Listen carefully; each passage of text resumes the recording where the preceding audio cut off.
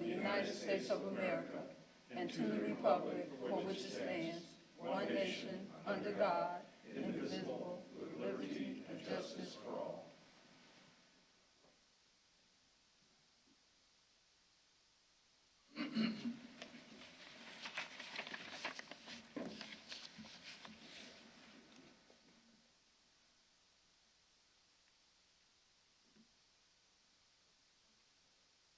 Can we get a roll call, please? Jeff Swike, Here.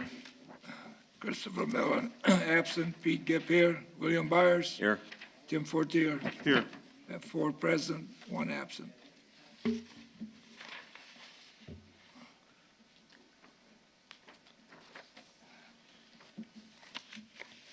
We have minutes from our last meeting in December. I'll make a motion to accept the minutes from last meeting. I'll second it as We have a represented. first and a second. All those in favor? Aye. Aye. Opposed? Passed then, as recorded.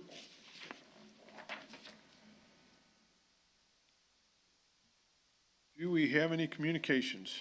No communications at this time, Mr. President. Thank you.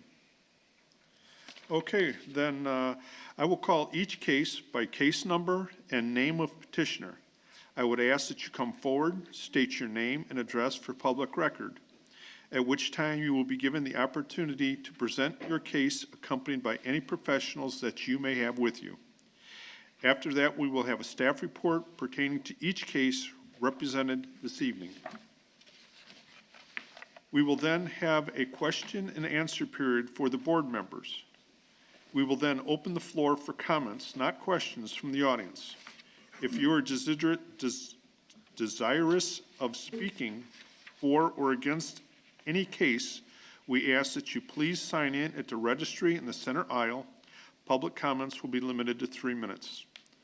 The board will then render a decision either for or against, ask for a deferral for more information or other reasons which we will state, or the board will make no recommendation to the common council. At this time, would you please silence any communication devices that you have with you?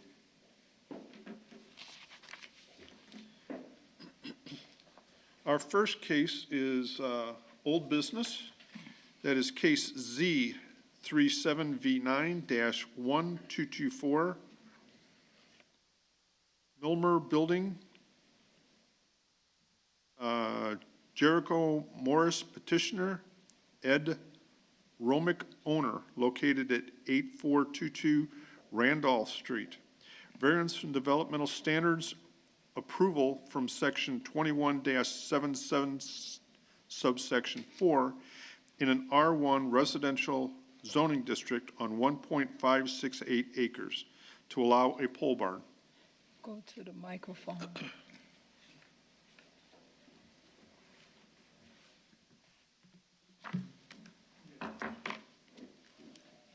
Hello, my name is Jericho. I am the petitioner on behalf of Ed Romick, our company, Milmar Buildings, at 7657 SR2, LaPorte, Indiana. And we are petitioning on his behalf to construct a pole barn structure. Okay, may we have a staff report, please? Petitioner is requesting a variance from development standards from section 21-77A to allow a 40 by 48 pole barn on 1.568 acres in an R1 residential zoning district. The petitioner would like to build a pole barn to store vehicles, boats, and other equipment. The pole barn will meet the building codes and setbacks. Due to the sloping of the property, the proposed pole barn is positioned toward the front of the property instead of the rear of the property. There will be no business ran out of the pole barn, and the pole barn will be used for the storage only. Without the pole barn, the petitioner would have to pay for storage. Thank you. And I will bring it to the board for questions.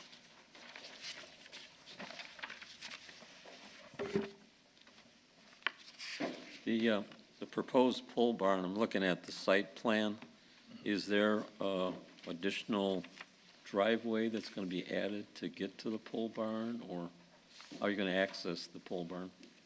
Well, the driveway exists in the front of the property already. Okay.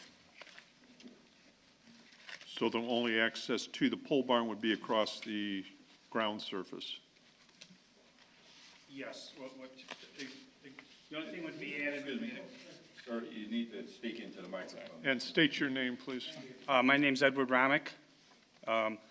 What would be needed, is just that, where the driveway is now, it's blacktop, and just a piece of blacktop would be added to get into the pole barn, where the grass it would be right now. Okay, well, that's not stated on our drawing, that's why we're asking. Yeah. So I did speak with Jericho about the fact that we do have an ordinance that says that you can't drive on hard pavement.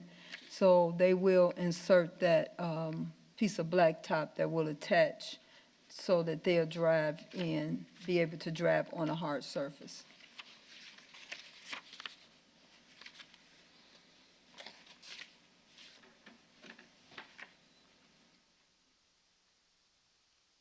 And what's to the north of the property? A home.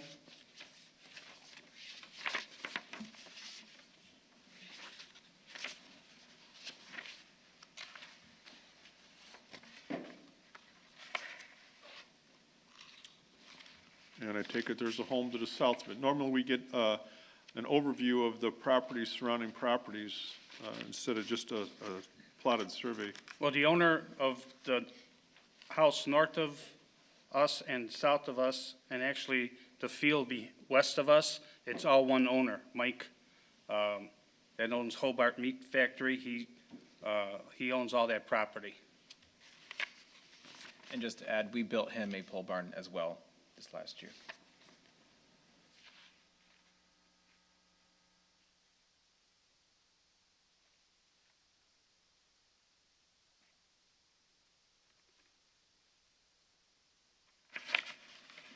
Is there any utilities that'll be added to the pole No, barn we're just using it for storage. for storage? I got a pontoon boat. I want to keep it out of the weather, and along with a pop-up camper and toys I got to enjoy as I get older. I'd like to have one of these too, but I live in a townhouse, so that's not going to work. Too big. Floor, concrete, stone? We plan on cement, concrete.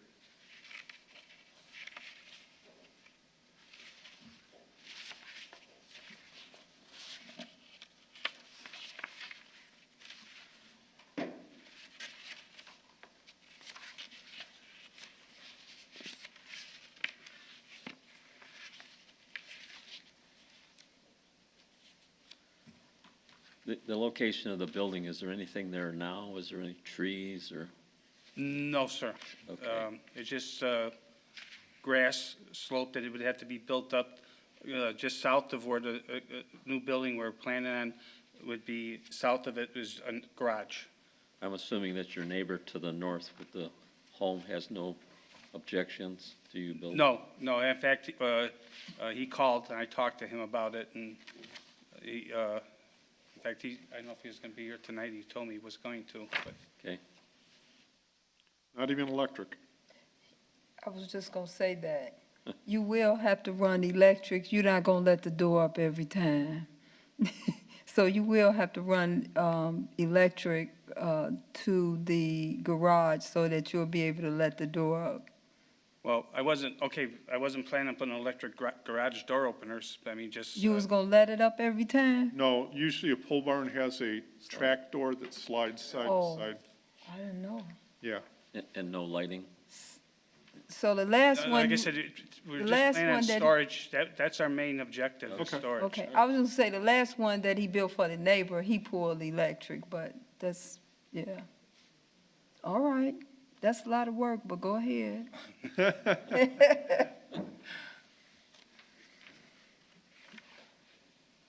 All right, any other questions to the board?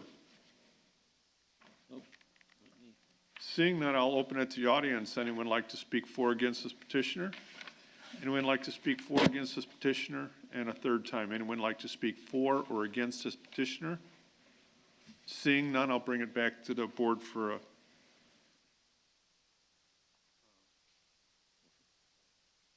Motion? motion. Thank you.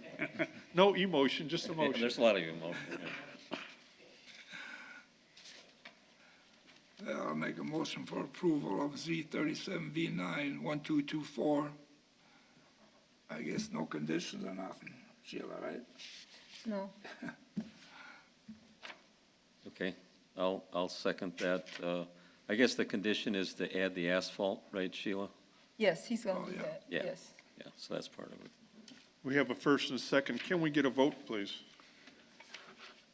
Jeff Zweig, Yes. Christopher Mellon absent, Pete Gibb, yes. William Byers. Yes? And Tim Fortier, Yes. Passed. 4-1-0. Good luck. Okay, thank you very much. Okay, under new business, we have case number Z1E1-0125.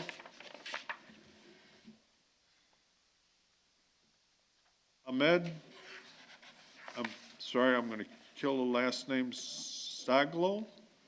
Oh, did I come close? Yeah. Okay.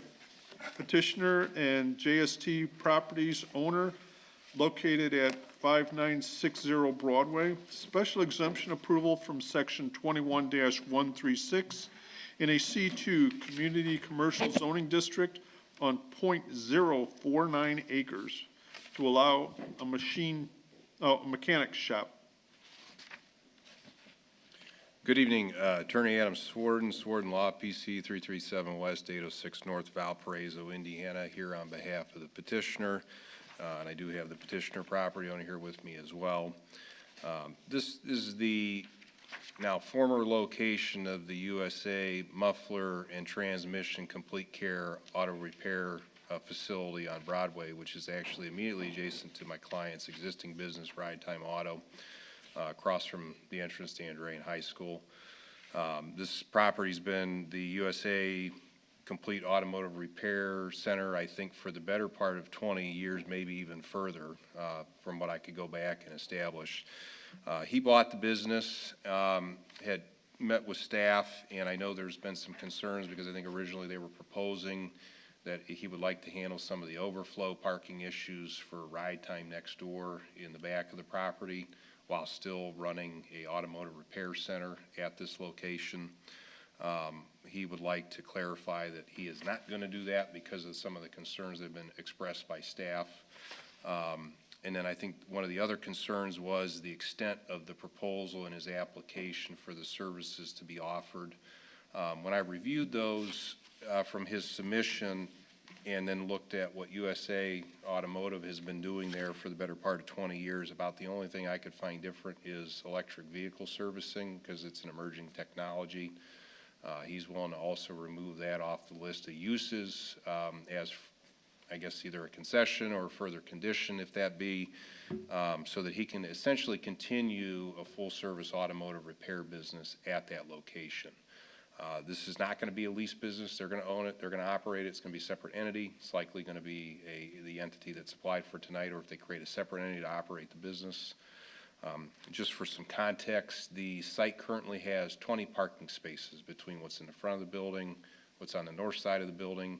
Those are the formal established parking currently. There's also some additional parking in the rear for larger or oversized vehicles because the building is completely surrounded by pavement. They have 4 garage bays there, and so to kind of equate this to other current full-service automotive repair centers, there's a AAMCO 3-bay that's in a shared parking arrangement off of US 30. I've got some pictures on that if the board would like to see that. That was the closest comparable within the proximity that was a full service like what he's trying to do here. And he's actually got more parking for the servicing of the vehicles. I know there was also some concerns that staff expressed because of the engine and transmission aspect, because the current business has been doing that there, and my client is not in the business of retaining cars or filing mechanics liens and storing cars for years at a time. There is a statutory provision that after 20 days, if the car is inoperable or not properly plated, they can remove it and treat it as an abandoned vehicle through a private tow company. So if there needs to be some further assurances there, we can put a condition on that the statutory mechanism that they can utilize to get the cars off their property in that time frame, they'd be willing to do that as well. With that, I'll entertain any questions. Thank you. Staff report, please. The petitioner is requesting a special exception approval from Section 21-136 to allow a mechanic shop to be located at 5960 Broadway in a C2 Community Commercial Zoning District. The location is presently a muffler shop and petitioner wants to operate a full-service auto repair shop, offering comprehensive vehicle repairs. He will offer engine services to include diagnostic repairs, rebuilding and replacement of engine, routine oil and filter changes for all types of vehicles, exhaust and muffler services to include replacements and repairs, electrical repairs including batteries and wire issues, vehicles alignment services, tire repairs including replacement and balancing, heating and cooling system repairs, suspension and stern repairs, general maintenance, including vehicle inspections, tune-up, fluid changes, and preventive care. Petitioner owns the Ride Time used car dealership next to the property. The petitioner will adhere to the parking conditions that were placed prior to this special exception approval request. The mechanic shop parking will be for the customers of the mechanic shop only. There will be no overnight parking in the parking lot or replacing or parking cars from the used car lot. Petitioner is committed to the community and compliance. He will maintain a clean and professional premise. He will ensure proper waste disposal of automotive fluids and parts. Petitioner will avoid any activity that creates excessive noise, pollution, and disruption to the neighboring properties. No painting or body work will be performed. The hours of operation are 8 a.m. to 6 p.m., Monday through Saturday, and closed on Sunday. There will be 5 employees, and this is for this petitioner only, at this location only, and for this use only. Thank you. I'll bring it to the board for questions. Well, one question I have is, how long has the original owner been out of there, the U.S. Muffler? Has it been a while? I don't know. Is he here? Is the owner, the gentleman that owns it here? He's not, I know. I just know that he wanted to retire, and he actually bought it from, I think, Artie Manuelitis that owned the other muffler shop up So this has on been 30. fairly recent. It hasn't been empty for very long. It's not empty. He never stopped working. Oh, okay. He's still there now until this process goes forward. Okay, I got He you. wants to make sure it's sold before he's still there now. Okay. Is this the only business that you have? Is just this one here in Well, I Merrillville? have Ride Time on Broadway, then there's another Ride Time on US 30. So both of those are under my management. Okay. So you're just trying to keep this one separate from the Ride Time adjoining? I am, yes. Okay. You had mentioned that, I guess one of the important parts was about abandoned vehicles. So has there been a situation or a problem in the past? Well, the only reason we're bringing this up is because when I when I went to Sheila to, start this process, she was telling me that they had some concerns with other properties and other mechanic shops and other business owners leaving vehicles around. So she just wanted to make sure that wasn't going to reoccur with me. Could you please state your name for our Oh, record? yeah. My name is Ahmad Zeglul. Thank you. So, Mr. President, it is not just it's mechanic shops in general, when they tend to do, especially when they tend to replace motors and replace engines. Sometimes their cars are left. People put mechanics liens on it, and I have visited many in this area because I got complaint about the cars, and this one is waiting on this part, this one is the people haven't came, and this one, and so I brought that to Ahmad's attention because the town is very, looking to not have that. That's the best way I can put it. And so when it gets out of hand, then code enforcement is involved, and it gets to be, that is the reason why I brought it up to him, because it can't be another used car, it can't look like a used car lot next door with a lot of cars parked there, because it's not a used car lot. It's a shop where you go get your car fixed, you get it fixed, and you pick it up and you take it home. And that is what I talked to Ahmad about. And I was only trying to help him because when we start to send code enforcement out, and when I have to call you and code enforcement have to go out, it's aggravating to the business owner too, because they're trying to run the business, but it's easier if they accept the town's rules on parking and having excessive cars in the parking lot. And so I did have that conversation with him. Well, if he has 20 parking spaces available and he's tying up even one of them for more than a month, he's losing parking space for other customers, I would assume. The attorney did state that 20 days is the provision at which point the vehicle can be towed. Would that be our responsibility to tow it, or do you hope, Sure, so it's clarity on that, because I know that was one of the concerns that Sheila expressed, because we don't want to be like taxing the town or police department. The chief can kind of confirm this too, is other than us calling and just being proactive that, hey, we've got this car, we're going to just report it, we're going to have it towed off, so if the customer says, hey, somebody stole my car, or they stole my car, there's at least a report. No, it was towed off because it's considered abandoned, just so they're on notice. But that's all privately done. They'll have a private towing company, contractor, and then whatever they do with it, whether they're going to charge additional fees, it's off-site, out of sight, out of mind, and they don't get into this issue that Sheila has dealt with some of these other locations where they just, I guess, keep them, thinking they're going to keep levying storage charges, and maybe when those people come calling, they're going to actually pay it. Well, if they're not going to pay for it right away, they're probably not going to ever pay for it. That's been my experience with my other dealer clients in other areas of Northwest Indiana. It doesn't matter if it's in Valpo, Hobart, Merrillville, anywhere in Lake Porter County. It's the same problem everywhere.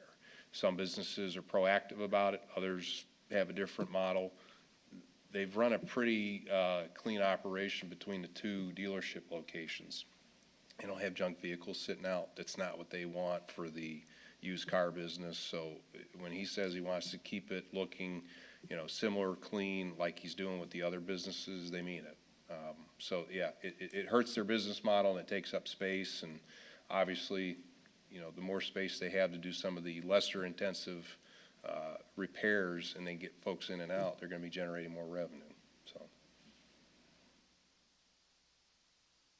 the parking spots at the mechanic shop will be utilized for cars that are being worked on? Correct. Not for overflow from the car dealership? Correct. So all of them will be licensed outside of a dealer license on those cars? correct.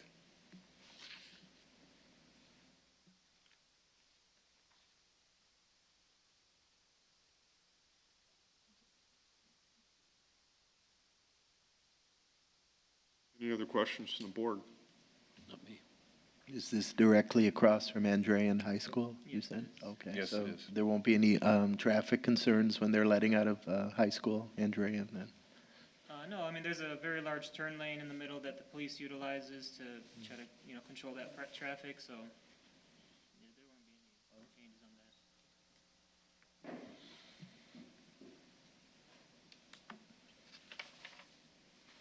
on that. So I'm just wondering if we need a provision in this for no more than 20-day, vehicle cannot be on a property for more than 20 days? Yes, the Board of Zoning Appeals can put conditions on a petition, yes. Okay, since, it was brought up, but it's not in writing anywhere. Right. Yeah, it's basically following the statute for abandoned vehicles. So as long as they meet the statutory requirements, they can get them towed out of there, they're gone. Okay. So, So that's something we'd want to consider on our motion.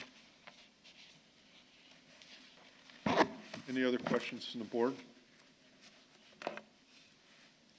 Seeing none, I'll bring it to the audience. Anyone like to speak for or against this petitioner? Anyone like to speak for or against this petitioner? And one last time, would anyone like to speak for or against this petitioner? Seeing none, I'll bring it back to the board for a motion.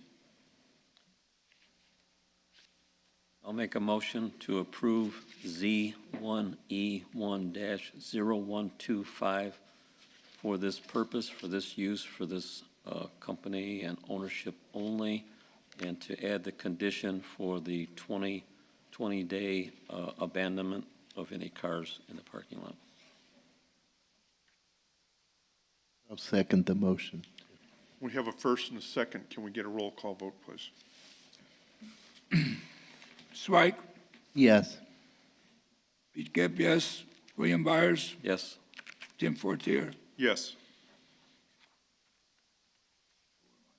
Chairman.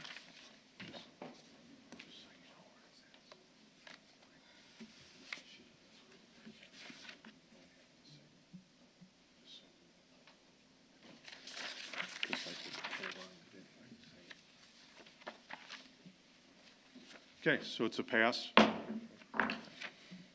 Thank you. Thank you. Sheila will let you know what you need to do next.